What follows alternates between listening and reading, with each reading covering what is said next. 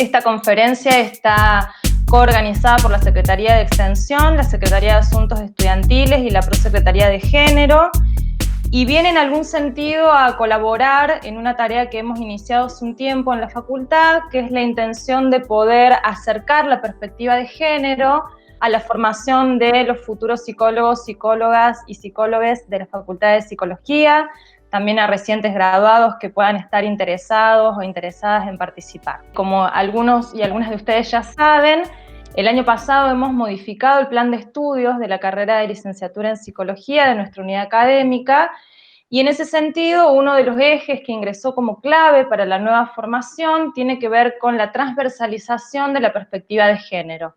Un poco una invitación a pensar, a fortalecer una psicología que pueda abordar distintas temáticas que no estaban presentes en la formación de manera sistemática anteriormente, si bien aparecían en algunos espacios de la carrera. Ahora la intención es que eso forma parte de una perspectiva integral, ¿no? De un abordaje complejo que pueda preparar a los futuros psicólogos y psicólogas para encarnar una psicología que pueda estar atenta y que pueda abordar de manera eficaz distintas problemáticas y situaciones que tienen que ver con el padecimiento subjetivo, pero que también esté atenta a nuestro marco legislativo actual, a la Ley de Identidad de Género, a la Ley de Salud Mental, que pueda promover y defender, participar activamente en la defensa de los derechos de las personas articulados al género. En ese sentido, nos parece que es imprescindible que abordemos esa tarea desde la pluralidad teórica y metodológica, que es también un eje que aparece con fuerza en el nuevo plan de estudios de psicología. Y en ese sentido nos parecía muy interesante contar hoy con la participación del magíster Dante Tolosa, trayéndonos los aportes del modelo cognitivo-conductual integrativo a esta tarea de pensar la despatologización de las identidades trans. Antes de presentarles al magíster Tolosa, quiero también comentarles que nos está acompañando Daniela Candelaria Sajama. Ella es de ATA Córdoba y va a estar ayudándonos en la parte de la recepción de las preguntas del público. Bueno, les cuento que Dante Tolosa es egresado de nuestra casa, él es licenciado en Psicología por la Universidad Nacional de Córdoba, es especialista en psicoterapia individual y grupal, especialista en psicoterapia cognitiva, es magíster interdisciplinario en trastornos de la conducta alimentaria, trastornos de la personalidad y trastornos emocionales de la Universidad de Valencia, miembro fundador de la Red Federal Argentina de Terapeutas Cognitivo-Conductuales, posee su especialidad en psicología clínica otorgada por el Colegio de Psicólogos y Psicólogas de Tucumán, es miembro activo de la Academy of Eating Disorder, es doctorando de la Facultad de Psicología de la Universidad de Mar del Plata, autor del modelo de terapia cognitivo-conductual integrativa con acompañamiento terapéutico, autor de numerosos libros. El que más nos interesa a los fines de esta conferencia es el Manual Integrador hacia la Despatologización de las Identidades Trans, recursos teóricos y clínicos para profesionales de la salud y de la educación. Muchísimas gracias, Dante, por participar de esta conferencia. Yo voy a dejar ahora al público con vos y después al final retornamos con Daniela a los fines de compartirte las preguntas del público. Y agradezco enormemente esta invitación, y para mí es de orden afectivo muy alto, además de académico, porque bueno, tengo hermosos recuerdos de la Universidad Nacional de Córdoba, la facultad. En ese momento yo estudié en la Escuela de Psicología, hoy ya de facultad, por la cual para mí es una doble gratificación. Y la otra gratificación tiene que ver con que, bueno, me convoquen para conversar, porque lo considero una conversación, por eso va a haber de mate en mano, no podemos compartir, pero al menos virtualmente, sobre algo que vengo trabajando hace mucho tiempo. Ya les voy a contar un poco el trayecto que vengo haciendo. Son muchos años, realmente muchos años. Y bueno, les voy a contar, hablaba con Débora, otro récord, con respecto a mostrar una perspectiva, un punto de vista, algo que ha ayudado a personas en la adolescencia, en la juventud, que ha sido de utilidad para personas que sufren y que sufrían. Así que ese es el sentido, ¿no? No es mi intención el hecho de hacer una discusión teórica o técnica, simplemente es mostrar una experiencia. Esto, lo que les voy a mostrar, es un capítulo del libro que mencionaba Débora con respecto a la despatologización de las identidades trans, que es un libro que en coautoría con Nora Barky y Gabriel Genice. Mi aporte, además, bueno, lo que es el hecho de lanzar un libro, fue mostrar mi experiencia de trabajo específica. Entonces, el título de esta presentación va a ser El camino de lo categorial a la perspectiva en diversidad, los aportes de un modelo cognitivo integrativo en el acompañamiento terapéutico o con acompañamiento terapéutico. Bien, este es el manual, este es el contexto, digamos, académico de lo que voy a mencionar, y luego le voy a contar el contexto más experiencial de todo este tiempo. Primero que todo, le voy a mostrar esta imagen porque es una experiencia que tuve hace algunos años. Yo fui justamente a la presentación de este libro. Estaba buscando el Museo de la Diversidad Sexual en San Pablo, porque ahí era la presentación del libro. Recorrí muchas horas realmente porque era en el casco viejo de San Pablo. Y realmente no lo encontraba, andaba con otras personas y estábamos en una plaza y estábamos en el casco viejo ahí cerca de una torre, la Torre Italia. Bueno, entonces caminábamos en ronda realmente por las plazas y no lo encontrábamos. Entonces, bueno, ya está, ya teníamos que volver, bueno, estaba oscureciendo, entonces decidimos volver. Cuando bajamos a la parada de ese subte para volver, para la zona donde estábamos, miramos hacia la derecha y estaba el Museo de la Diversidad. Entonces, ahí yo creo que se representa lo que yo vengo experimentando, porque hablo experimentando en el sentido de la experiencia que yo vengo teniendo todos estos años en el proceso de visibilización de las entidades trans. Cómo comencé a trabajar y con esta misma impresión de lo que me pasó en esta anécdota que les cuento de este sitio en el Casco Viejo. Sí, bueno, si andan por San Pablo, vayan al Casco Viejo, Museo de la Diversidad, y realmente tiene fotos muy representativas y muy poderosas. Bien, entonces saqué una foto de esto, tengo otras tantas, pero bueno, quise mostrar esto. Así comencé a trabajar acá en el norte del país hace muchos años, con derivaciones que tenían que ver con por arriba de la plaza, ¿no? Yo con la formación que tengo de ya de la universidad, de la escuela de psicología, la formación que traía con perspectiva neuropsicológica, conductual o neuroconductual, conductual cognitiva, las derivaciones tenían que ver con derivaciones técnicas y estratégicas. Es decir, siempre recuerdo derivaciones del tipo, bueno, como vos trabajás con técnicas conductuales, te derivamos un caso con una persona que padece de trastorno obsesivo compulsivo para que uses técnicas de exposición y prevención de la respuesta, vamos a suponer así, ese tipo de derivaciones. Y eso era muy común, problemas de ansiedad para trabajar técnicas de exposición y demás. Entonces, siguiendo la metáfora del Museo de la Diversidad, cuando tenía que ver con la identidad, recibía muchas derivaciones por el lado de la plaza, digamos. En el recorrido de la plaza, en el giro de la plaza.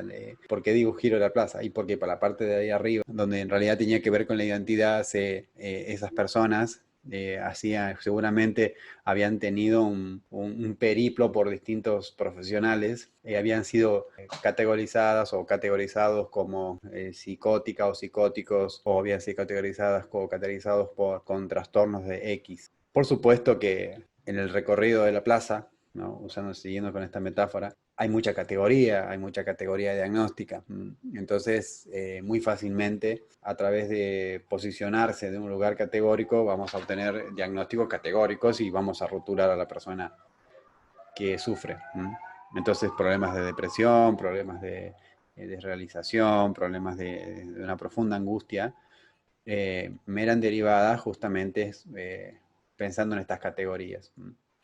Por eso la metáfora esta de lo que hay debajo de lo que buscamos en realidad, ¿no? Es decir, y ahí empezó mi experiencia hace 20 años atrás.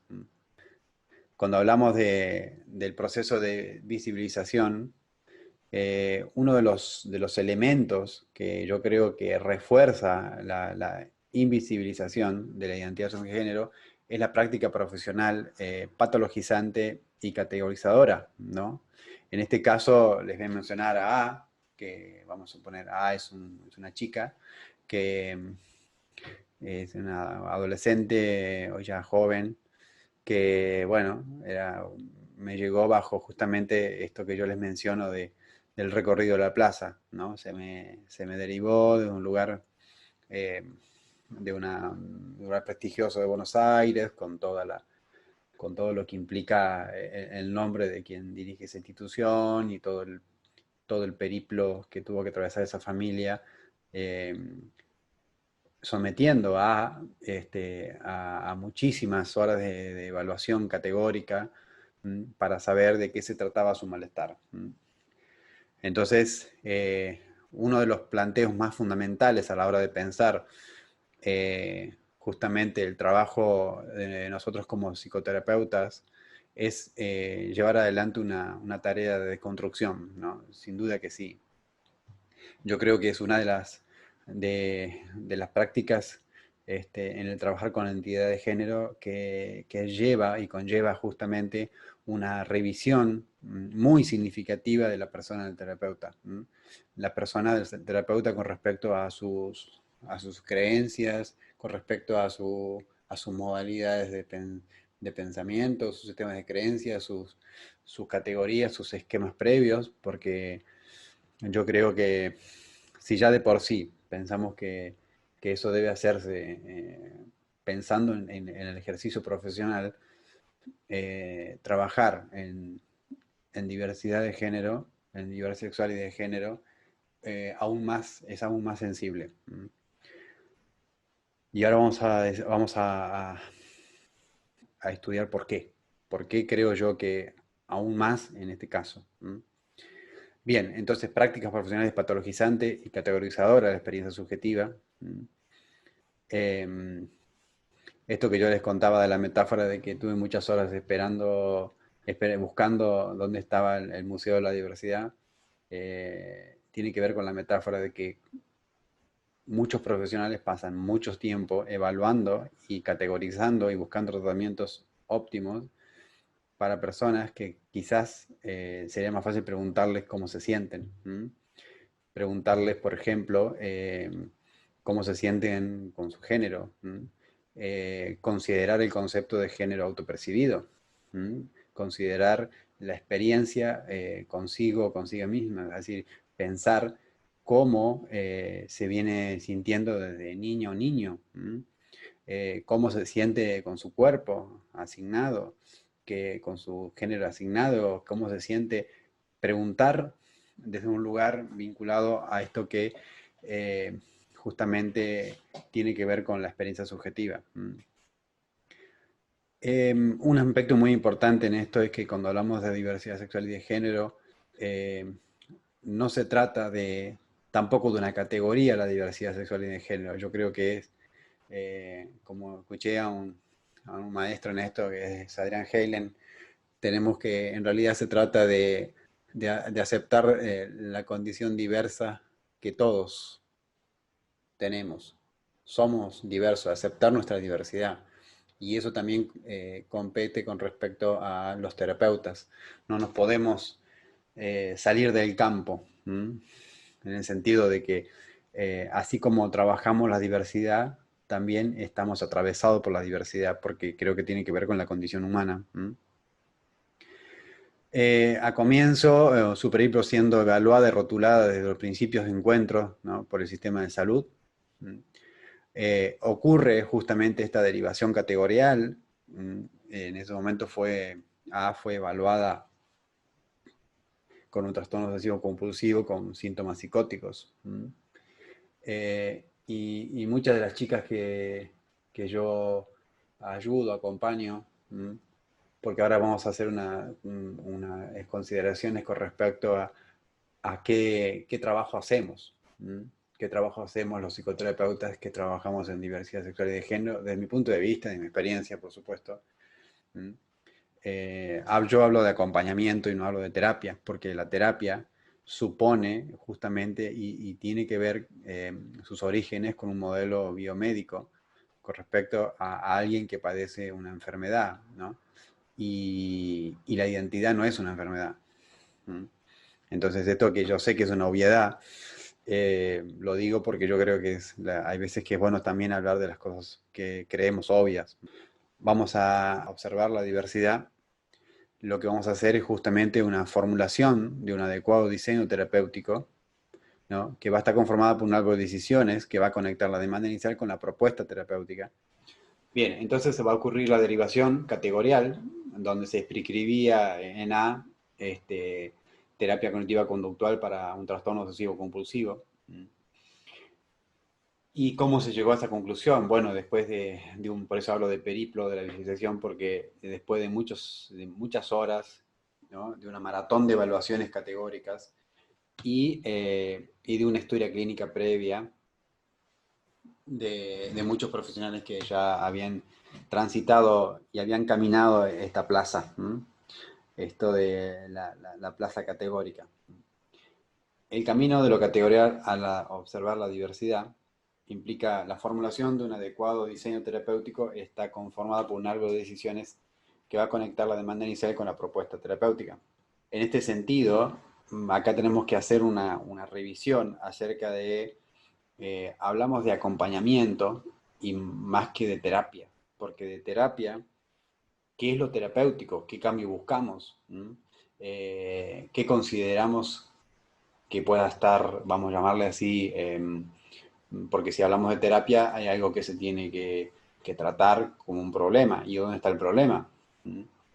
Entonces, hay conceptos que yo discuto ampliamente. Por ejemplo, eh, yo creo que cuando se habla de transfobia o transfobia adquirida, que tiene que ver justamente con el rechazo que tiene la misma persona acerca de su propia identidad. A mí me parece que hay que sacar esos conceptos porque tienen que ver con las categorías y hay que pensar que es una persona que sufre. Fobia tiene una persona que padece un trastorno de ansiedad y que tiene miedo a las arañas, pero en este caso lo que estamos hablando es angustia y mucho dolor a no poder vivir acorde al género autopercibido.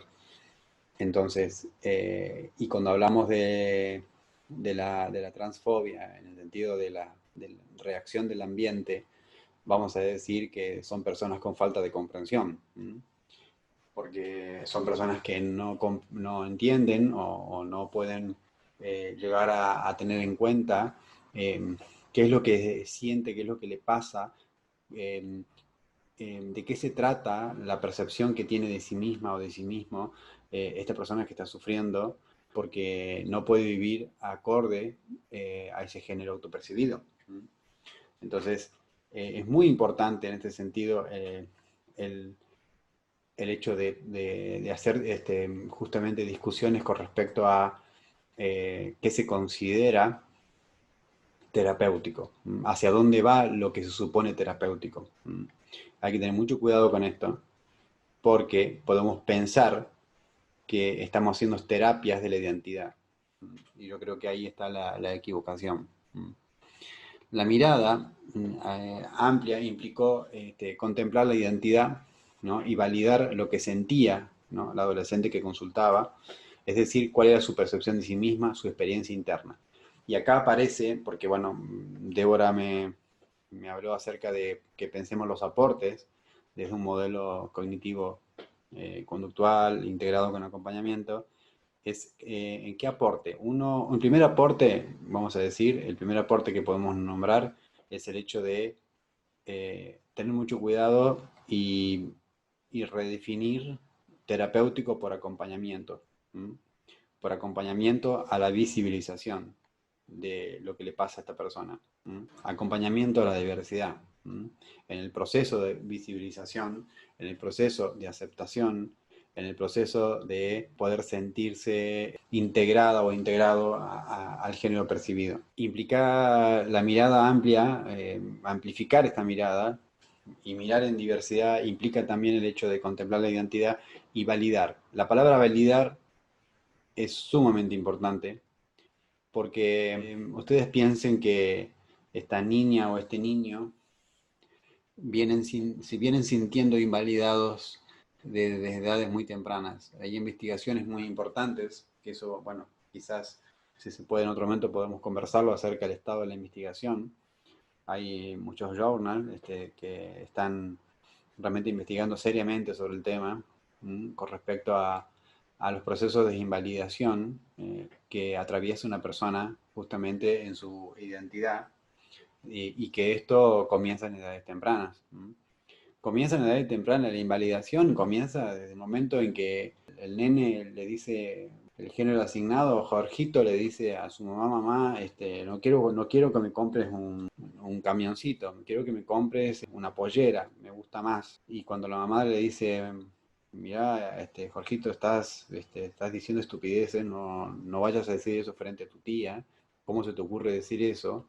Bueno, este proceso viene desde esos tiempos, viene desde los tiempos de que se asignan hasta el deporte que va a realizar, ¿no? En esto, bueno, yo tengo mucha experiencia en cómo hemos ido deconstruyendo con las personas que acompañé en el proceso de consolidación y visibilización y aceptación, justamente en este proceso, vamos a llamarle, de poder visualizar cómo fue dándose esa invalidación. Entonces, el primero que tiene que validar es la persona que acompaña, ¿no? Terapeuta, acompañante terapéutico, la persona que acompaña el proceso.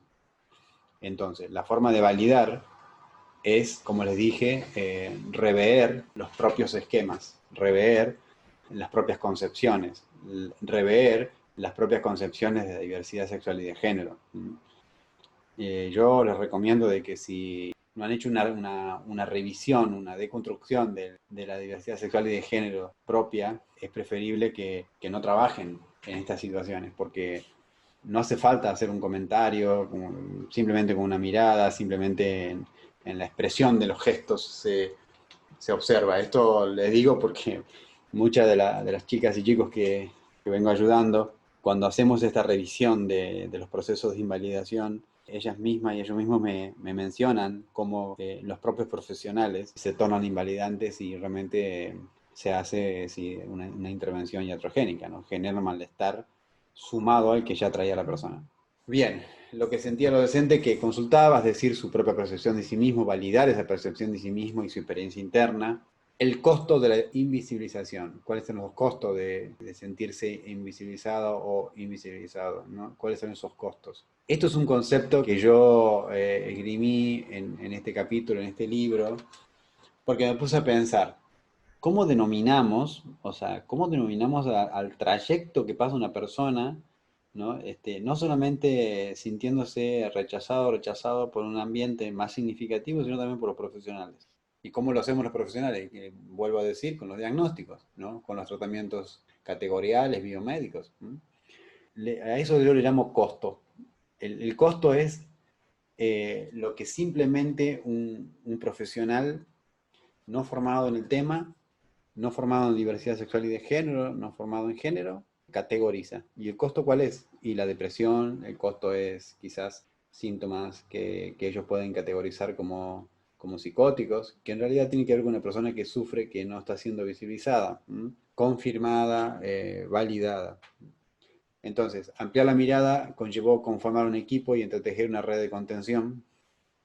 Palabras como contención, palabras como acompañar, palabras como acompasar, creo que me parece que son de mejor, son más pertinentes al trabajo que hacemos. Hay una palabra que a mí me gusta mucho que tiene que ver con la palabra de acompasamiento, ¿no? Es decir, ir al compás de, ir al tiempo de, ir acompañando en ese mismo sentido. ¿Y por qué acompasar? Porque tiene que ver con también el hecho de poder saber reconocer los tiempos de esa persona.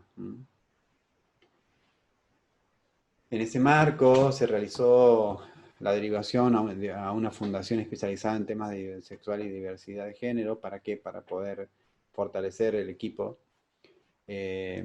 ¿Por qué? Porque el trabajo se hace con la familia también, el trabajo se hace, ese trabajo de desconstrucción y ese trabajo de validación también se lleva adelante en el entorno más significativo.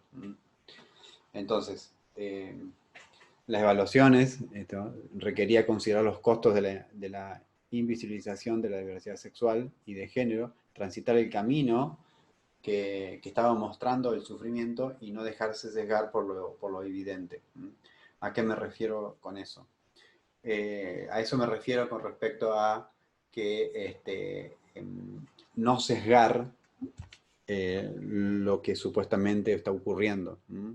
Salirnos de las categorías y ver cómo, cuando hablamos de costo sería, por ejemplo, entender la depresión de esta adolescente, entender la depresión de esta adolescente como el costo de haberse sentido no validada,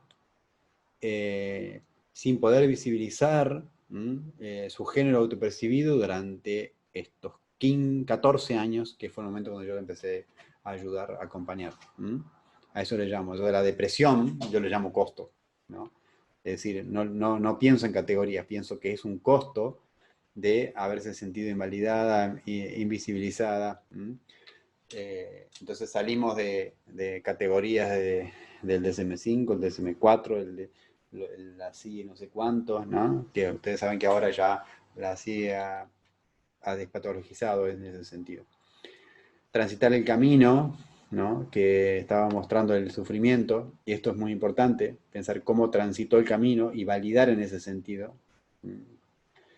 Y no dejarse sesgar por lo evidente, tiene que ver con el hecho de que porque yo vea tristeza, porque yo vea sufrimiento, no le pongamos categoría de depresión, distimia, lo que sea, a eso me refiero. Desde el punto de vista categorial se piensa en disforia de género. Entonces una de las consideraciones con respecto a lo que le estaba pasando a es que padecía disforia de género. La disforia de género es un elemento más categorial de la incomprensión, ¿no? De lo que le está pasando a esta persona. Yo creo que es una mirada de las más biomédicas, esto de pensar que como si fuera una categoría la disforia, ¿no? Como si la cuestión del género generaría una especie de patología. Bueno, ahí tengo una diapositiva también que lo podemos conversar con respecto a esta discusión con respecto a la disforia de género. La disforia, entendida como una inherente a la experiencia trans, tiene como consecuencia un cuestionamiento al individuo, que sufriría un trastorno, en lugar de cuestionar la matriz de normatividad en la que se encuentra inmerso. Pensemos que el concepto de disforia de género no deja de ser un concepto que está atravesado por la normatividad. Otra recomendación muy importante es que hay que ayudar a trabajar justamente en esto de no pensar en disforia. Hay que pensar sigo insistiendo en esto de el proceso de visibilización, el proceso de invalidación, que no estoy diciendo que esa mamá que está preocupada porque el nene quiere usar pollera, no creo que tenga que ver con que esa mamá tenga alguna mala intención, simplemente como muchas madres y padres que hemos conversado en todo este tiempo, ellos dijeron, el proceso de deconstrucción, el proceso de mirar desde la perspectiva de género fue para todos, ¿no? En realidad ella nos permitió a todos tener una mirada diferente, nos ayudó a crecer. Yo creo que hay algo muy importante, que esto yo lo vengo viendo en los procesos de acompañamiento, que tiene que ver con el hecho de poder animarse a, en familia, ver la historia. Hay un fenómeno muy característico, sobre todo cuando este proceso de invisibilización y de invalidación genera componentes traumáticos, o sea, genera gran malestar.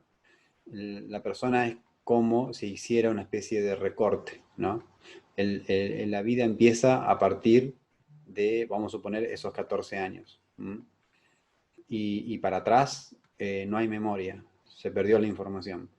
Bien, algo muy importante en este sentido es el hecho de hacer una perspectiva histórica, una perspectiva que integre el proceso. Y para eso yo vengo observando que la mejor intervención en ese sentido es incluir al grupo significativo, es decir, familia o lo que implique grupo significativo. Digo significativo en el sentido de lo afectivo, en el sentido de la influencia que tiene en la persona que estamos ayudando, porque eso va a ayudar justamente a este proceso de reconstrucción y validación. Asimismo, la disforia, ¿no? Esto que yo les decía, entendida como una experiencia inherente, como una especie de innatismo, como que las personas eh, trans tuvieran como una especie de gen disfórico, ¿m? Lo cual obviamente que es absolutamente, eh, yo diría, invalidante, ¿no? Como intervención profesional. Tenemos que entenderla dentro del marco de la normatividad. Eso es criterio fundamental. Bien, Débora, este punto acerca de la discusión y de la construcción de la disforia de género, eh, ¿se va entendiendo? A ver qué opinas. Sí, sí, hay aquí un comentario de una de las personas que acompaña, Walter, que en realidad nos traía un cuestionamiento en torno a la noción de experiencia interna que vos venís trabajando. En opinión de Walter, recuperar esta categoría de experiencia interna ayudaría a contribuir a la invisibilización. Quizás es algo que podamos aclarar ahora antes de seguir avanzando sobre ese tema. Ujú. Bien, es una pregunta que él hace. Es una opinión que comparte. Ah, bien, bien. O sea, la opinión entonces es que él dice que tomar conciencia de este proceso de invisibilización y la deconstrucción de la propio lugar donde uno mira puede ayudar justamente a ese proceso de validación. ¿Eso es lo que entendí? Entiendo yo que la postura de Walter es en torno a la categoría experiencia interna. Él recupera que tiene que ver con una mirada un poco más platonista, que contribuiría a seguir reforzando la invisibilización de las personas. Esto de poner el énfasis en la experiencia interna, entiendo yo, quizás, a lo mejor Walter nos puede aclarar un poco mejor, en contraposición a aquellos determinantes que tienen que ver con lo social, que otra de las oyentes también está enfatizando. Sí, con respecto a lo que hablo de experiencia interna, lo pienso desde el punto de vista de mi lugar de terapeuta, con respecto a lo que la persona, o sea, yo pienso que creo que se posicionen en, en cómo ayudamos a esa persona que siente algo que no pudo manifestar durante muchos años, que se siente atrapado en algo que no puede expresar ni puede decir porque considera que eso le puede costar una amistad, le puede costar la relación con su mamá, con su papá, le puede costar un noviazgo, le puede costar las relaciones más significativas. Es decir,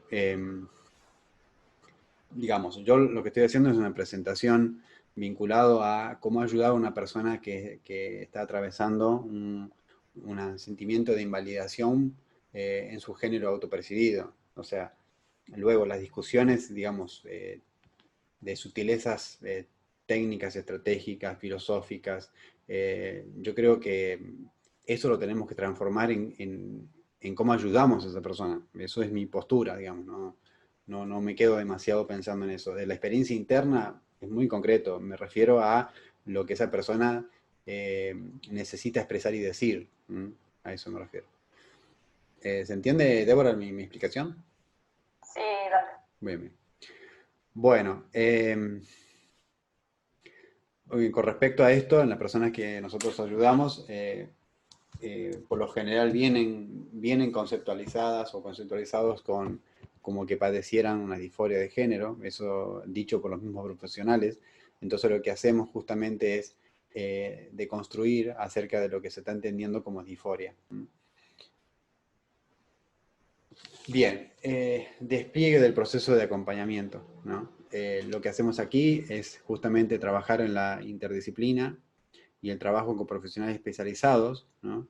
En diversidad sexual y de género, y se establecieron como una condición necesaria, ya que el equipo terapéutico, o el equipo de acompañamiento va a conformar que debía colaborar con el proceso de visualización y de poder vivir acorde a su género autopercibido. Básicamente es eso.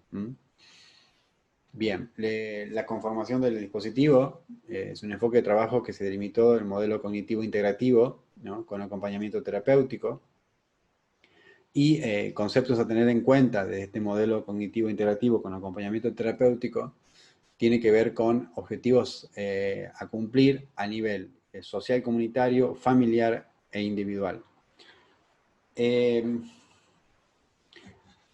¿Por qué ABC? ¿Por qué social, comunitario, familiar e individual? Porque las intervenciones las fuimos haciendo en este orden. ¿Por qué? Porque la manera de poder validar a esta persona que está atravesando este sufrimiento y por lo cual consulta, ha sido justamente de este sentimiento de ostracismo, de sentir que no se la entiende.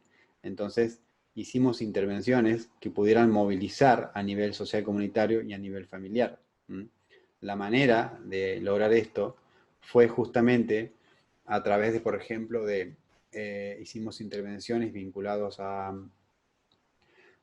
una campaña comunitaria, social comunitaria, a través, guiada por su mamá, que permitió justamente lograr una mejor integración de ellas al colegio, al grupo de pares, familiar con respecto de poder integrar no solamente la familia nuclear, sino también la ampliada. Y esto fue colaborando justamente para su empoderamiento. Del punto de vista comunitario, lo que se hizo fue generar recursos de inclusión en los contextos institucionales. También crear intervenciones en redes de colaboración que van a favorecer la superación de la transfobia. Esto que yo les decía de transfobia es personas que no entienden, personas que no validan, personas que tienen que poder justamente deconstruir esquemas rígidos con respecto a la diversidad sexual y de género y fomentar intervenciones para la inclusión en grupo de pares. Justamente acá lo que hicimos fue, por ejemplo,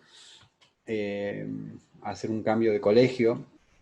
Y ese cambio de colegio justamente fue porque ella experimentó bullying durante muchos años y la investigación, hay una investigación muy actual, creo que es de hace un año y medio, 2 años en Canadá, que muestra, por ejemplo, los antecedentes de bullying en las personas trans.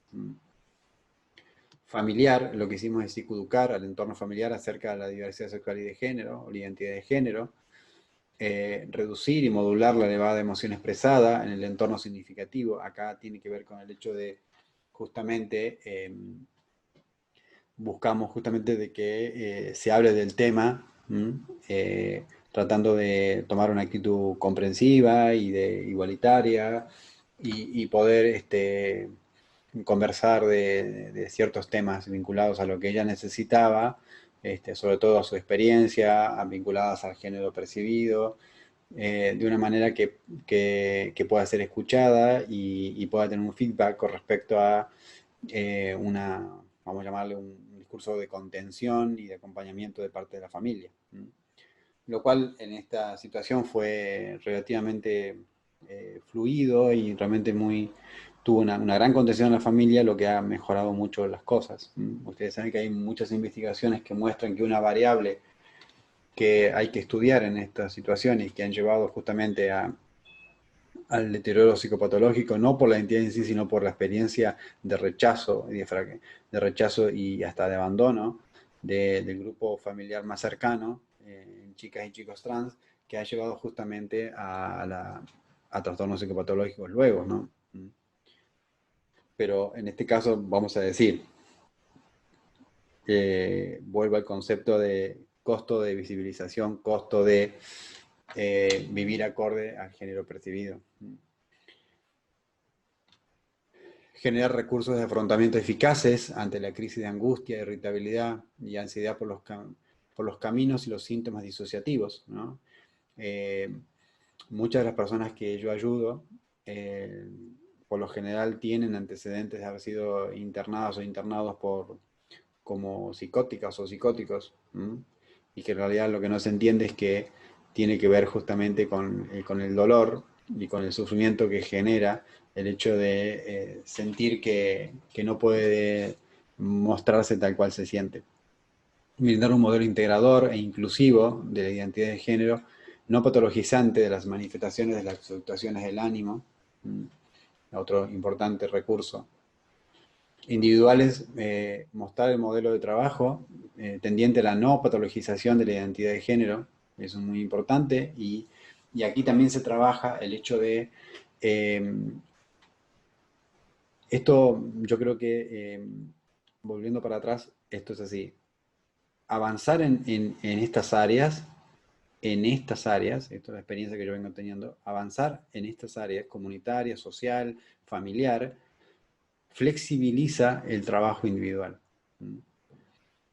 En mi experiencia, yo vengo viendo esta situación, ¿no? Que flexibiliza aún más el trabajo individual, de poder trabajar los propios miedos, trabajar en la aceptación también de quizás categorías, como decía una chica que yo ayudo, me dice, yo no puedo creer que yo tenga sobre mí misma y sobre mis amigas, tenga criterios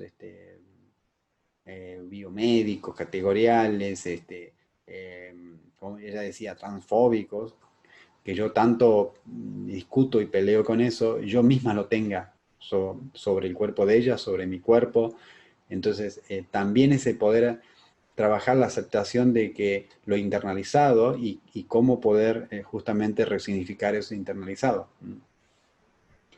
Desde el punto de vista individual, también favorecer el proceso de consolidación de la identidad transgénero, apuntalar al proceso de aceptación de la identidad y generar recursos de autorregulación emocional. ¿Esto por qué? ¿Por qué se trabaja acá? Porque justamente este proceso está relacionado con, digamos, lo cruento que puede ser el camino de este proceso de vivir acorde, como decía una paciente, como decía una chica que yo acompaño, que qué difícil que ha sido para mí hacer este camino, esta transición, ¿no? Que tanto añoré, que tanto dolor me trajo, y ahora me di cuenta que toda la medicación que me dieron, que todas estas emociones que intentaban calmar, hoy por hoy eh, siento que están mansas, que hoy por hoy las puedo sentir como si fuera un lago tranquilo, pero es por el hecho de que justamente se fueron acomodando en mí las cosas internalizadas desde muy chica, la violencia de mis compañeros del secundario, las expresiones de mi abuela, la mirada de mi tío, etcétera, etcétera, etcétera, ¿no?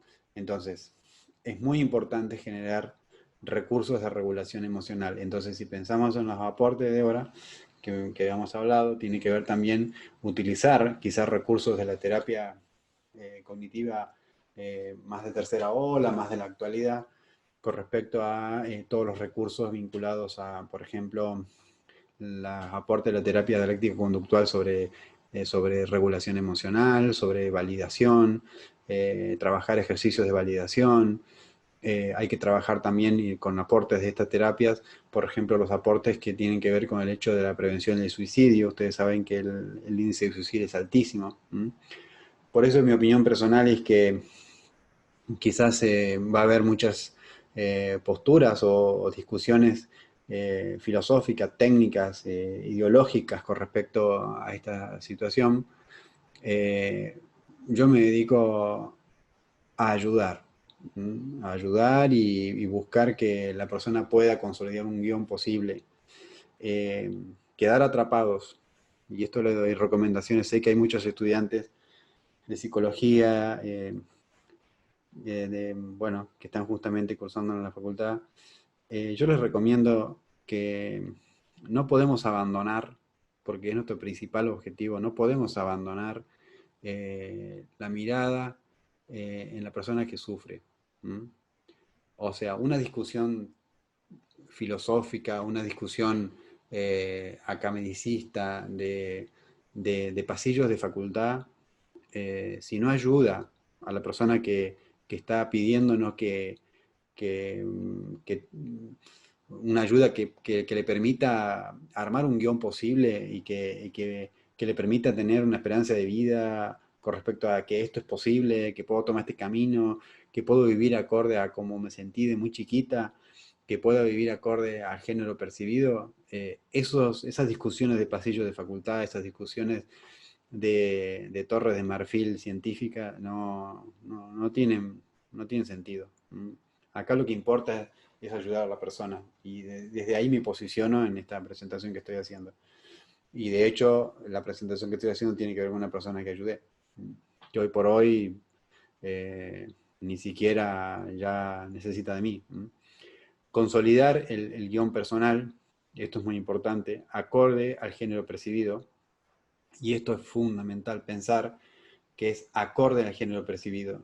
Acorde a aquello, acorde, me gusta la palabra acorde porque es acorde, aquello al tiempo, acompasado a lo que siento internamente durante tanto tiempo y hoy lo quiero mostrar, y hoy lo quiero manifestar, y hoy quiero sentirte íntegra, me quiero sentir íntegro, quiero vivir tal cual me sentí toda mi vida. Entonces, consolidar un guión posible. Eh, Piensen en ayudar a esa persona a que pueda consolidar ese guión.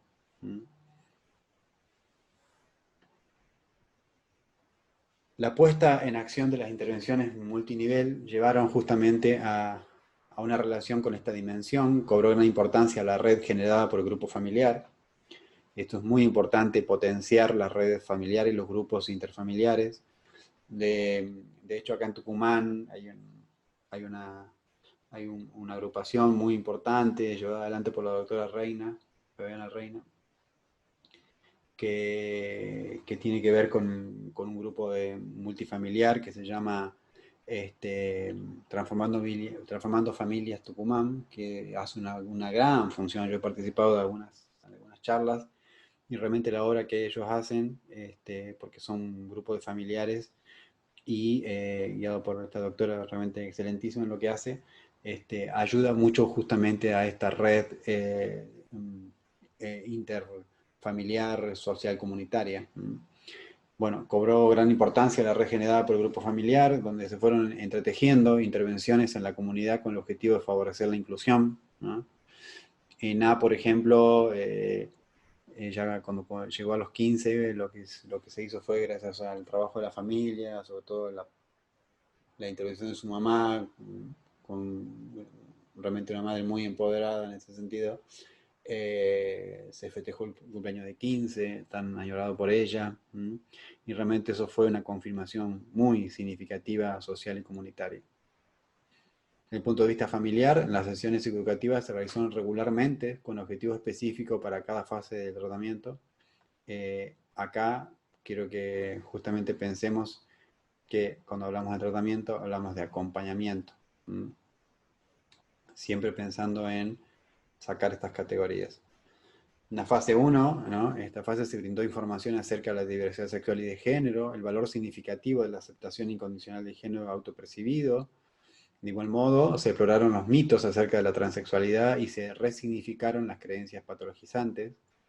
En la fase 2, entonces, en este momento la psicoeducación se hizo hincapié en las actitudes de elevada emoción expresada con respecto a actitudes de crítica, de hostilidad y de sobreprotección también, hasta las manifestaciones de baja tolerancia a la frustración, en el marco general de dificultades de regulación de A, es decir, qué hacer cuando A se ponía muy, muy, muy angustiada y hasta actitudes bueno, quizás a veces agresivas, entendidas como reacciones de transición altamente movilizantes. O sea, es una experiencia altamente movilizante y nos tenemos que preparar como equipo para justamente contener ese proceso movilizante.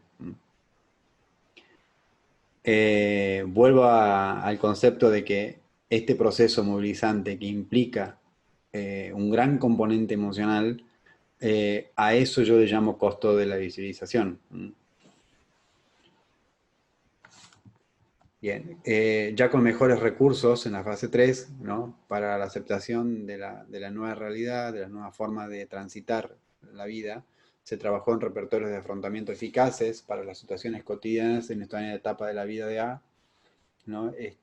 Con la orientación con respecto justamente, estuvo destinada, por ejemplo, a enfoque resolutivo de problemas sobre, y esto es otro aporte más de los modelos cognitivos y conductuales con respecto a ayudar que justamente esa desregulación emocional se va a ver quizás mucho mejor afrontada, generando habilidades de resolución alternativa de problemas, vamos a suponer. Ella salía con su acompañante eh, a, a una actividad social y cómo afrontaba, por ejemplo, la mirada de un chico que estaba en ese lugar que ellos iban a hacer una actividad social, ¿no? Y cómo afrontar esa mirada de ese chico. Obviamente que la mirada era despectiva, eh, de rechazo, ¿no? Y cómo afrontar eso. Individual, el proceso de consolidación de la identidad transgénero de A comenzó con casi a la par de los síntomas compulsivos, ¿no? Es decir, recuerden que ella fue derivada justamente con el diagnóstico categorial de TOC. Entonces, en realidad, eh, podemos llamar que estos llamados síntomas, pero que yo les llamo costos, costo en el sentido de lo que cuesta a esa persona a nivel del sufrimiento, ¿no? Este proceso. Mm, Tiene que ver con los síntomas compulsivos. Cuando ella estaba con su papá, por lo general manifestaba muchos rituales motores, un gran monto de ansiedad y angustia, ¿no? Observados en el comienzo del periplo profesionales que la asistieron y categorizaron en ese sentido. Bien. Débora, ¿cómo vamos? A ver, vamos a hacer un pequeño... Bien, bien, bien, vamos bien. Tenemos algunas preguntas, pero Bueno, si te parece al final la mm, sistematizamos. ¿Sí? Daniela nos va a dar una mano con esto, ya está tomando nota de todo lo que van compartiendo allí en YouTube. Y ujú. cuando vos termines la exposición, damos un tiempito para que Daniela nos pueda ir comentando las preguntas de la audiencia. Bueno, bien. El primer momento de la demanda de lo que se trabajó fue justamente se atendió lo emergente y urgente del pedido de ayuda, que fue la desregulación emocional y las ideaciones suicidas de A, porque bueno, suele ser muy característico. Debido a lo complejo de la demanda, ¿no? Se debió, por eso, por lo general, muy fácilmente recaen las intervenciones categoriales, ¿no? Eh, las, por lo general, las evaluaciones categoriales tienen mucho que ver con, es tan florido lo que se observa, es tan florido lo lo que va ocurriendo en esta persona, que muy fácilmente podemos categorizar de depresión o de psicosis o de, bueno, o trastorno obsesivo compulsivo, ¿no? Hay que mirar debajo de la plaza, como les decía la metáfora del principio, ¿no? Debido a lo complejo de esta demanda, se debió incluir en el diseño y tratamiento el acompañamiento terapéutico para que interviniera en la cotidianidad o la cotidianidad de A, ¿no? Es decir, acá la pregunta era, ¿para qué un acompañante terapéutico? ¿No? Eh, ¿Cuál sería el sentido? ¿Cuál sería el objetivo, ¿no? De un acompañamiento terapéutico? Entiendo, Débora, que también hay estudiantes de acompañamiento terapéutico en este Sí, momento. sí, así es. La conferencia es abierta a estudiantes de nuestras tres carreras en realidad, también el profesorado. Ah, mira qué bueno. Bien.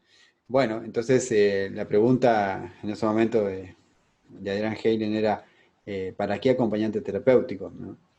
Y lo que trabaja el acompañante terapéutico es fundamentalmente es sobre las manifestaciones conductuales del proceso de visibilización. ¿M?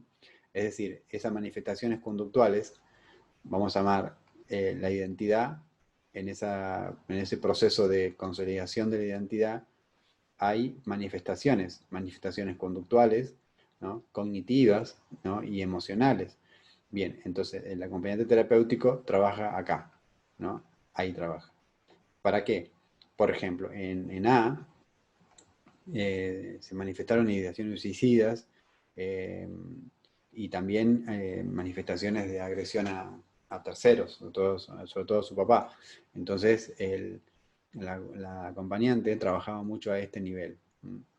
Pero también la acompañante tuvo otra función que tenía que ver con el hecho de, esto es al punto de vista de las manifestaciones conductuales, conductivas y emocionales, pero también trabajó a nivel identificatorio. Trabajó como, el punto de vista cognitivo, nosotros le llamamos como modelador, ¿no? En el sentido, o modeladora. ¿Por qué? Porque la acompañante, que era mujer, ayudaba, eh, ayudaba a justamente a poder posicionarse y poder expresarse y poder, vamos a llamarle, asemejarse a la experiencia femenina, a la experiencia de mujer, al hecho de cómo ella siempre se sintió de muy niña, ¿no? Entonces le sirvió muchísimo porque las largas conversaciones y las grandes preguntas que ella tenía, imagínense una chica de 14 con todas sus preguntas con respecto a, a muchos aspectos vinculados a ser una mujer, que, bueno, entonces lo conversaba con la acompañante y la acompañante, en ese caso, eh, eh, tenía la función de modeladora, en el sentido de ser un modelo a seguir para ella. De hecho, en un momento iban juntas a la peluquería, se hacían cortes parecidos, porque bueno, tenían un estilo parecido, las dos son altas, así, ¿no? Bueno, y muchas cuestiones vinculadas a, a los cuidados de la mujer que lo fueron conversando entre ellas, y realmente eso le hizo mucho bien a Ano, muchísimo bien, porque le permitió justamente tener ese modelo identificatorio. El proceso y animarse a poder hablar desde ese lugar. Entonces, el proceso de instalación de acompañamiento como dispositivo terapéutico, hubo sesiones de anclaje y de ajuste. Esto tiene mucho que ver con mi modelo de trabajo con acompañamiento. Eh, la acompañante fue invitada a los encuentros que teníamos, ¿no? Y en esos encuentros íbamos trabajando la alianza. La alianza terapéutica o alianza de acompañamiento, vamos a decirle así, alianza de acompañamiento, a diferencia de la alianza que hace el terapeuta, yo le llamo alianza dual. ¿Por qué? Porque la alianza también se hace no solamente con el equipo, no solamente con el equipo, sino también se hace en otra dirección, que tiene que ver con una alianza, vamos a llamarle ecológica. Ecológica es porque además de trabajar con el vínculo con la acompañada, con quien acompaña, también la alianza se hace con ese entorno, trabaja con el entorno. A trabajar con el entorno, entonces yo le he llamado alianza ecológica. Por eso se llama dual, es una alianza bidireccional. Bueno, y eso hemos trabajado muchísimo con la acompañante para que también pueda hacer esos ajustes de intervención en el ambiente familiar, nuclear y ampliado. En un segundo momento la demanda, una vez que las aguas se aquietaron, que quiere decir que A tenía mejores recursos de afrontamiento, mejores recursos de regulación emocional, de autovalidación y heterovalidación. Heterovalidación me refiero a que el entorno tenía otra postura, el entorno me refiero más significativo, el grupo familiar eh, y el entorno más de la familia más ampliada. Ya había comenzado un proceso más de deconstrucción con respecto a la diversidad sexual y de género.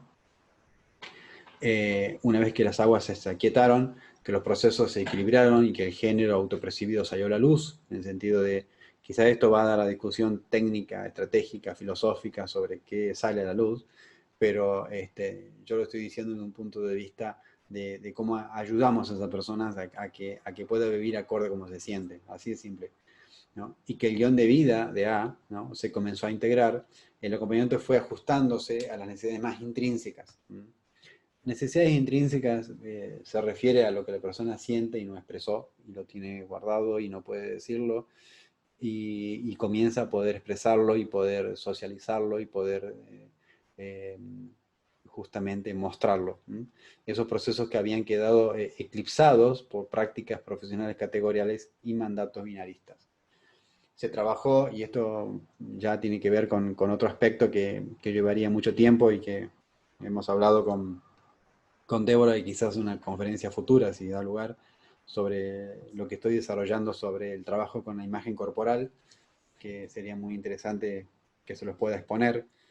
En ese sentido, en el trabajo con la imagen corporal, hay mucho por hacer, ¿no? Porque uno de los aspectos muy importantes en este proceso de, del proceso de consolidación de la diversidad sexual y de género tiene que ver con el trabajo con la imagen corporal. Eh, Luego también se trabajó con el guión personal, es decir, eh, cómo me represento, cómo significo mi vida a partir de ahora, acorde a mi género autopercibido. Eso sería el proyecto personal.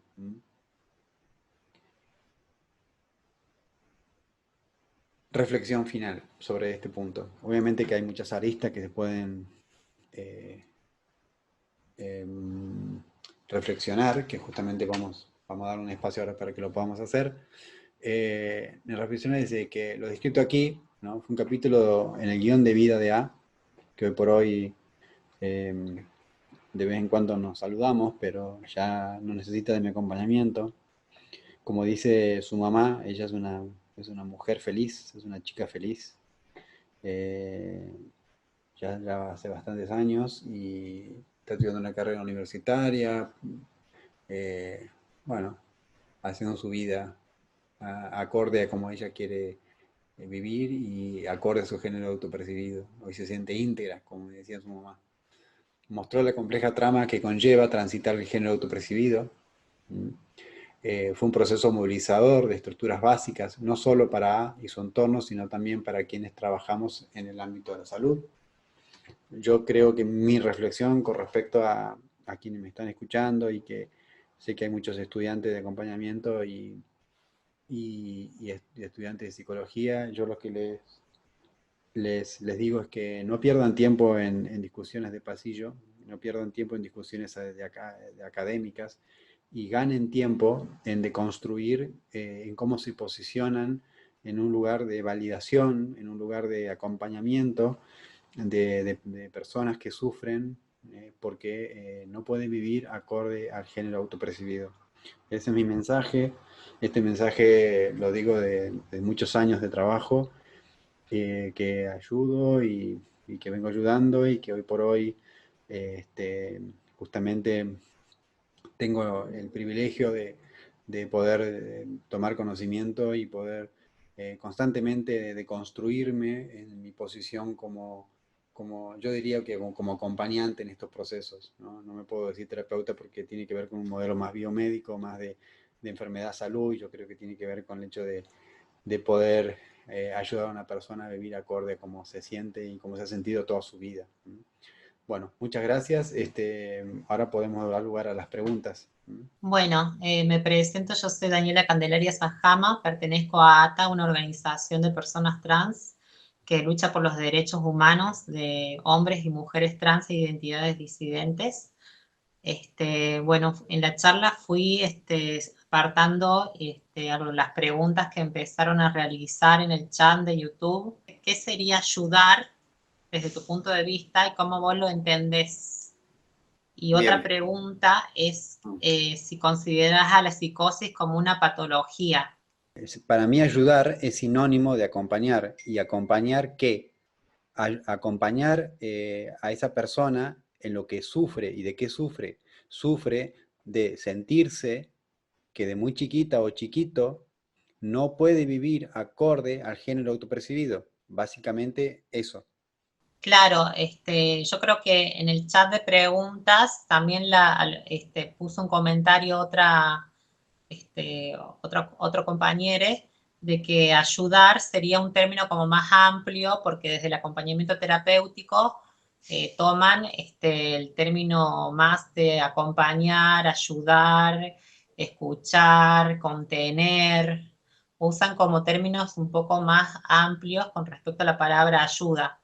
Así que me parece que esa pregunta iba más o menos dirigida desde ese lugar, desde que Sí, quizás ayudar quedaba un poco incompleto y que estaría bueno también unir ese concepto a ayudar, a contener, a escuchar, a crear ese guión personal que vos planteaste ahí sí. cuando En nos realidad, diste la disertación. sí, en realidad la palabra ayudar la usé como un sinónimo de un conjunto de cosas que dije, digamos, ¿no? Hablé de regulación emocional, hablé de recursos de afrontamiento, hablé de generación de habilidades que tienen que ver con los aportes específicos de los modelos cognitivos conductuales, que es lo que estamos tratando. Ahora, mi pregunta acerca del cuestionamiento del género asignado al nacer. Esta pregunta si el cuestionamiento de las identidades en las personas se da siempre desde chiquites. O sea que capaz lo que quiere preguntar es que si el cuestionamiento de la identidad se da siempre desde la temprana edad. Las investigaciones muestran que sí, pero lo que pasa es que los chiques no son escuchados. O sea, no son atendidos, no son tenidos en cuenta en ese sentido. O sea, los planteos vienen de la infancia, de allá, muy, muy atrás. Lo que pasa es que no es considerado, no es, o sea, eso es, digamos, hay muchas investigaciones que muestran esto de desde cuándo empezaste a sentir que esa validación no estuvo, y bueno, y hasta en el juego. Así que sí, hay, hay muchos artículos que yo podría armar una carpeta para también contestarle científicamente, Débora, y poder, después lo podemos pasar a eso, porque hay muchas investigaciones importantes que están dando cuenta de estos aspectos. Mili pone esta pregunta. Dice, hay una discusión que se divide entre los que piensan que si te atraen las mujeres, pero rechazas a una mujer trans, sería discriminación. Otros piensan que no es discriminación. ¿Qué opinan sobre eso? Bueno, habría que entender a ver qué considera por rechazar, digamos, qué está entendiendo por rechazar, qué se considera por rechazar. A mí me parece que la violencia de género va más allá de las categorías, digamos. O sea, la violencia es violencia y la discriminación es discriminación. Me parece que eso no tiene fronteras. Yo acá quiero hacer eh, Mariela Jeruzón pregunta bueno, qué sería ayudar, como lo entiende.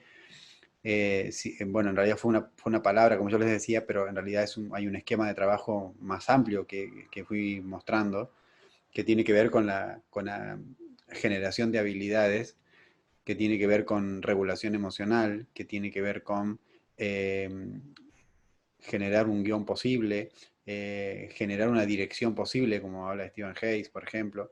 Tiene que ver con el hecho de poder lograr una aceptación radical, como plantean los modelos basados en terapia dialéctica conductual.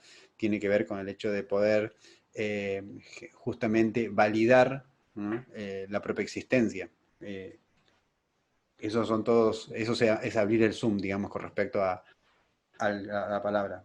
Eh, y después ella pregunta si se considera a la psicosis como patología, ¿no? Si se pudiera explicar un poco más sobre eso. Claro, lo que quise decir es que hay estudios que muestran que las manifestaciones del sufrimiento que conlleva al hecho de no poder vivir acorde al género autopercibido, y sobre todo cuando el ambiente muestra justamente actitudes de rechazo, ¿no? Actitudes de rechazo y de no comprensión de las personas trans, suelen manifestarse, como esto que yo les decía de los costos de visibilización, de los costos de lo que implica el rechazo del entorno, manifestaciones que categorizadas por el entorno como psicosis, por ejemplo, despersonalización, síntomas, por ejemplo, vinculados a que pueda haber alucinaciones o delirios, pero que nosotros hemos visto de que muchas de esas características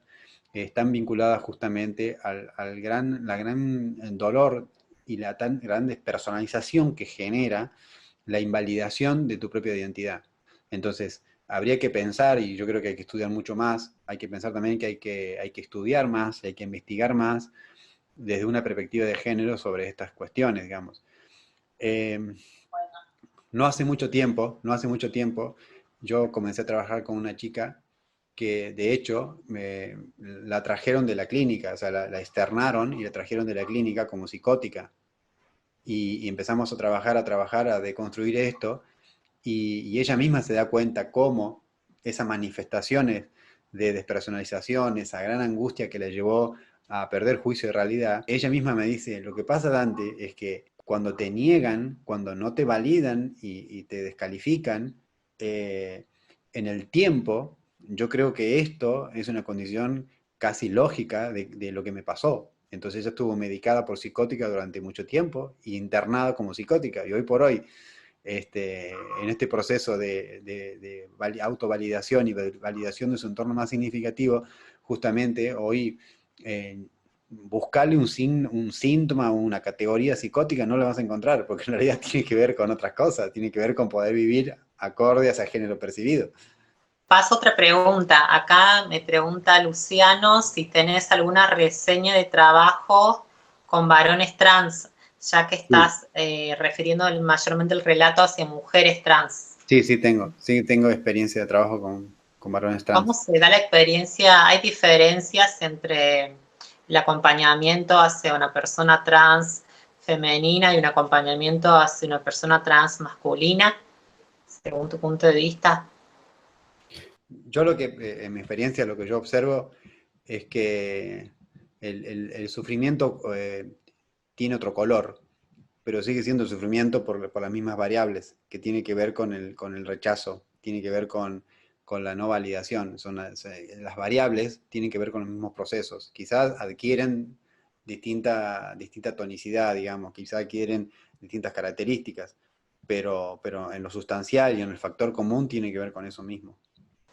Bueno, la otra pregunta era acerca de, vos hablaste en un punto de dispositivos, puede ser, Sí, dispositivos sociales para justamente que se realizan dentro del contexto donde la persona trans está inmersa. Y preguntan acá qué tipo de dispositivos se aplican, si se realizan charlas, reuniones, sí. cómo se interviene, digamos, comunitariamente y socialmente Ujú. dentro del contexto donde una persona trans está inmersa. Lo que nosotros hicimos, por ejemplo, con A, trabajamos con A, fue hacer un trabajo con la institución y dar digamos, resignificar los esquemas de creencias de esa institución y tuvimos mucha adherencia de parte de esa nueva institución escolar. La institución escolar de la cual su mamá y con recomendación de lo que yo había observado, decidimos cambiar de colegio, fue justamente porque hay veces que los mismos psicólogos, en este caso fue un psicólogo de la institución donde ella iba, de la cual la cambiamos, tenía una perspectiva más categorial, más de biomédica, y entonces el psicólogo funciona como informante de la directora o de la institución misma con una condición obviamente excluyente, ¿no? Entonces hay que trabajar mucho en ese punto de qué función cumplen los psicólogos o los psicopedagogos, que suelen estar en los equipos terapéuticos o en los equipos psicotécnicos de las instituciones. Hay que apuntar ahí. Y si ahí, por ejemplo, nosotros lo que hicimos fue reuniones con ese equipo para justamente que no la traten como psicótica o como que rara, como, bueno, como loca, como que tenía algo extraño, todo ese tipo de cosas. Y también que no tengan un diagnóstico, que se saque la perspectiva de diagnóstico, ¿no? Bueno, Yo eso creo no que fue ahí posible. también hiciste, aplicaste lo que es un trabajo interdisciplinario con los psicopedagogos, los docentes, los directivos, personal de maestranza de las escuelas, vos justamente que sos psicólogo, Mm, y también este trabajo interdisciplinario que está muy, muy bueno, ¿no? exacto. Trabajar Pero así, esto más yo lo que... comunitariamente, porque Mm, también los contextos a veces son violentos y hay que ujú, justamente luchar ujú. contra eso. Lo que hicimos también es, por ejemplo, festejó su cumpleaños de 15. Y eso fue un movimiento sociocultural muy importante porque ahí acudió su médico pediatra de que la atendía de chiquita. Ya, acudió gente del ambiente, otro médico de cabecera que la atendía de chiquita, y eso tiene un impacto psicosocial muy fuerte. Otra cosa que hicimos fue, que tiene que ver con, no yo, pero tiene que ver con su mamá, esto que realmente la invité, pero hoy no pudo estar. Hizo una campaña ella con respecto al tema de una infancia y una adolescencia trans, ¿no? Feliz, y entonces trabajamos en eso, y hay una campaña a través de la televisión en ese contexto, y eso también se hizo, y eso fue muy, muy potente, porque eso la empoderó ¿me entiendes? A través de reescribir, digamos, su guión personal y reconstruir ese relato también a través de la militancia. Yo opino desde lo poco que puedo saber del caso, que pudo tomar ese aspecto negativo y transformarlo en algo positivo como para dar un mensaje a la sociedad que beneficie a la comunidad trans. Exactamente. Acá hay otra pregunta que dice, Aramí, que pregunta, dice, ¿hay estudios sobre las identidades no binarias? ¿Tienen puntos en común con la transgeneridad? Bien, lo binario es construido. O sea, ¿se entiende? O sea, porque lo que está diciendo ella es como si existiera una identidad binaria. ¿Se entiende? El punto es, las personas no nacemos binarias y otros nacen no binarios. O sea, estamos hablando de que son construcciones. Yo lo que estoy entendiendo es que ella entiende de que hay personas que nacen binarias.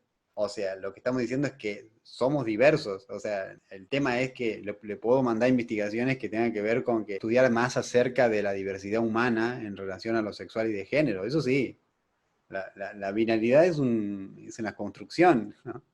Social. Porque ahora está, digamos, hay agrupaciones también dentro de la política de personas trans no binarias, no binarias.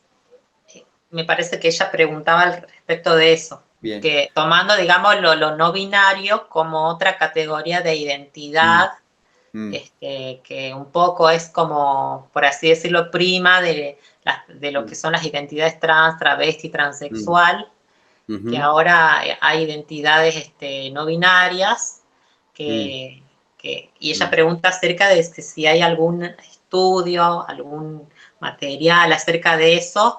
Al respecto de eso yo puedo responder, si me das el permiso, que hay un tipo que escribe muy bien sobre identidades no binarias, que lo busque en internet, se llama Sasa Testa, se llama.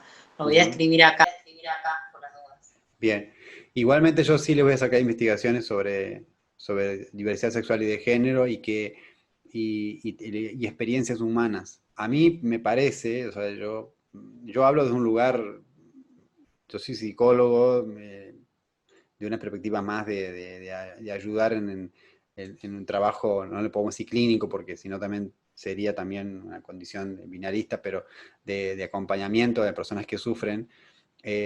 Yo creo que existen experiencias humanas, sí, existen situaciones humanas y luego cómo responde, digamos, el entorno, cómo responde los modelos psicosociales establecidos, desde lo aprendido sobre aquello que experimentamos. O sea, me parece que ahí está. El tema es, como yo les dije en un principio, es tratar de no quedar atrapados en discusiones de pasillos y discusiones de académicos, porque eso no va a ayudar a las personas que sufren. Eso es lo que me preocupa a mí, ¿no?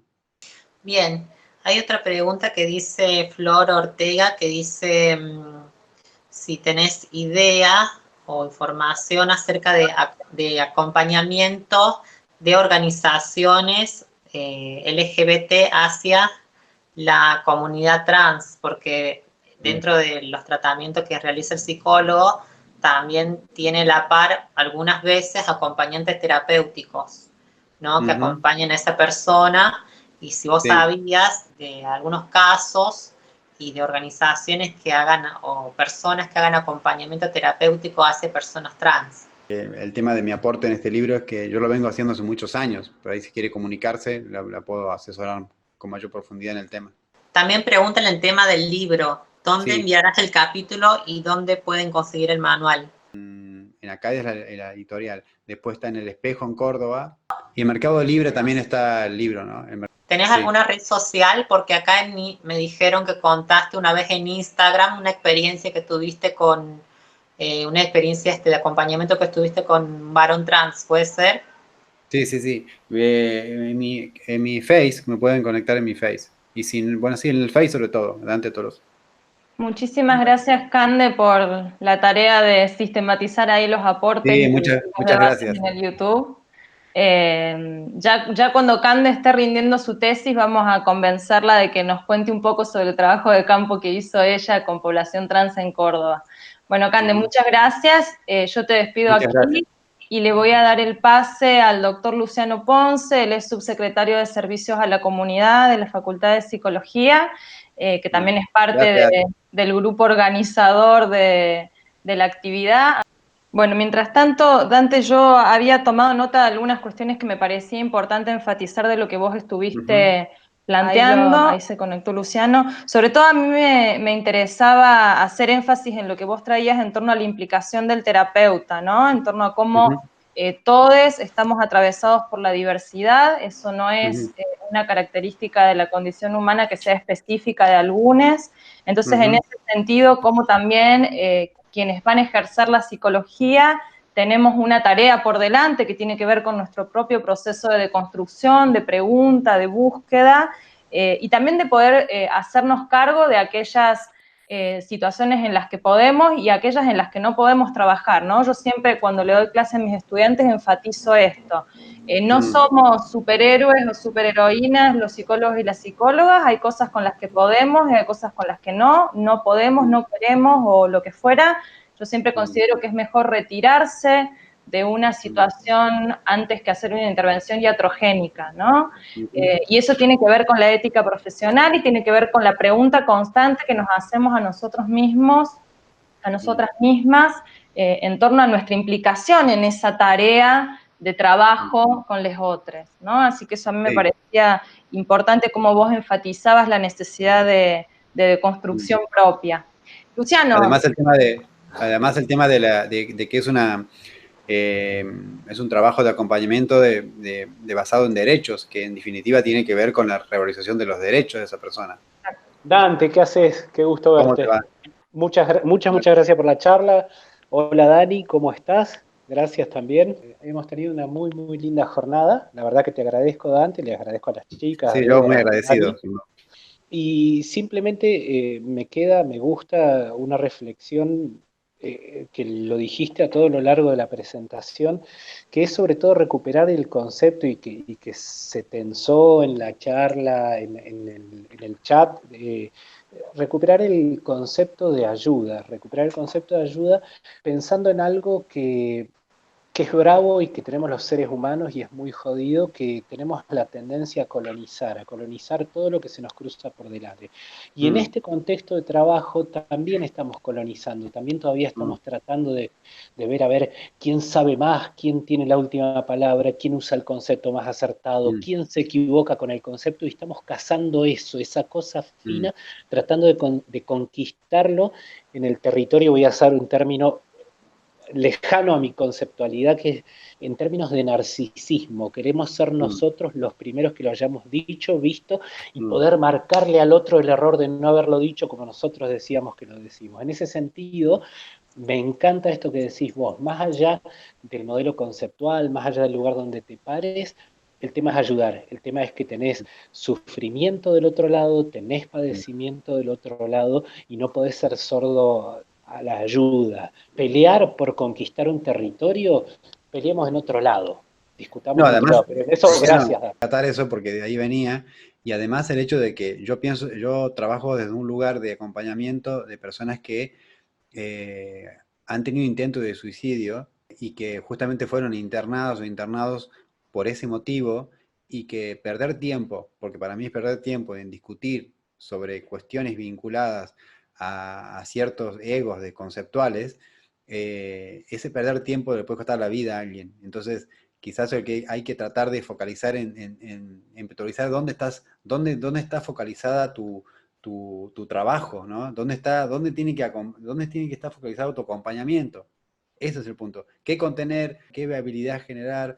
¿Qué emocionalidad es importante llegar a la profundidad de dónde viene esa emocionalidad? Bueno, esas cuestiones tienen que ver. Lo que pasa es que la palabra clínica aparece por la mente todo el tiempo, pero tiene que ver con ese conocimiento de la cercanía con alguien que realmente, y yo hablo de muchas personas que vengo ayudando de 20 años, porque ya son 20, de esta situación. O sea, entonces, que realmente yo creo que la sutileza técnica o terminológica queda en segundo plano en esto.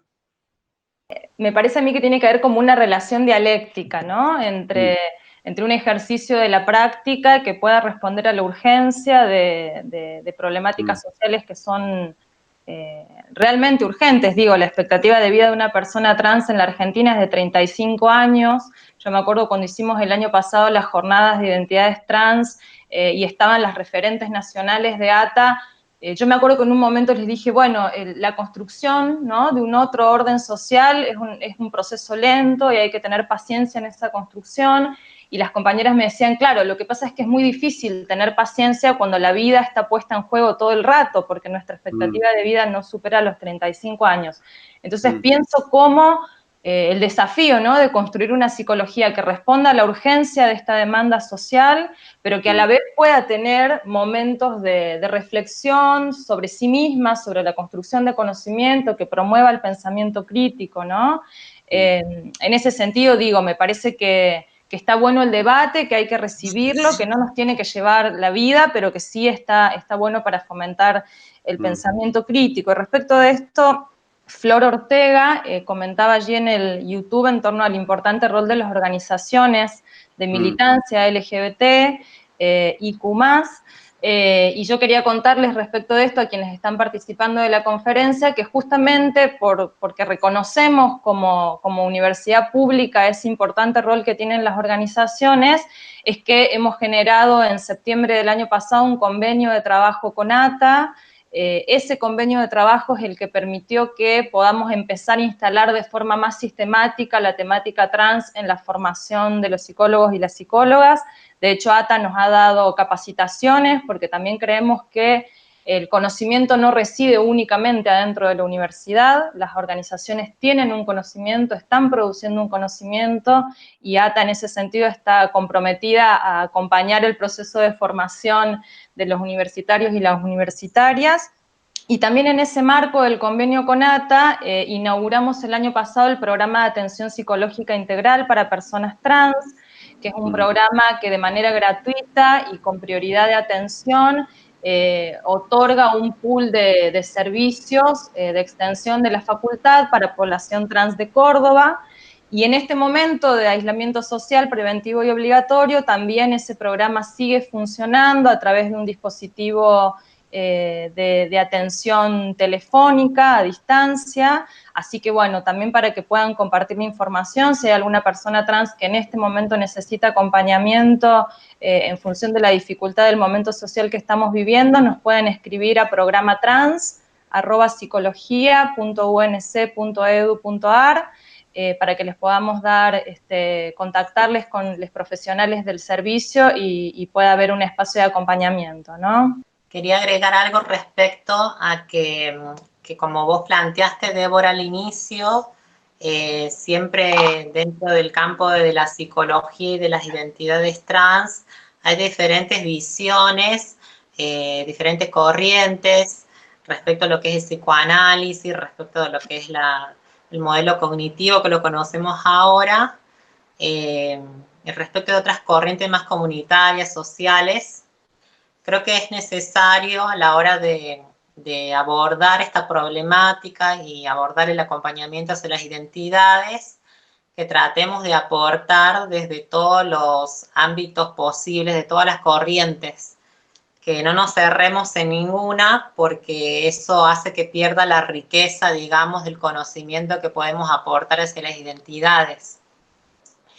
Eso por un lado, y después por otro lado también un joven trans había planteado de que estaría bueno que haya una voz trans dentro de lo que es la conferencia, y bueno, capaz que él no sabía, pero yo estoy participando, soy mujer trans, y estoy participando y estoy aprendiendo de este psicólogo, como lo puedo hacer de los otros psicólogos que también quieran plantear otros modelos de abordaje y de acompañamiento.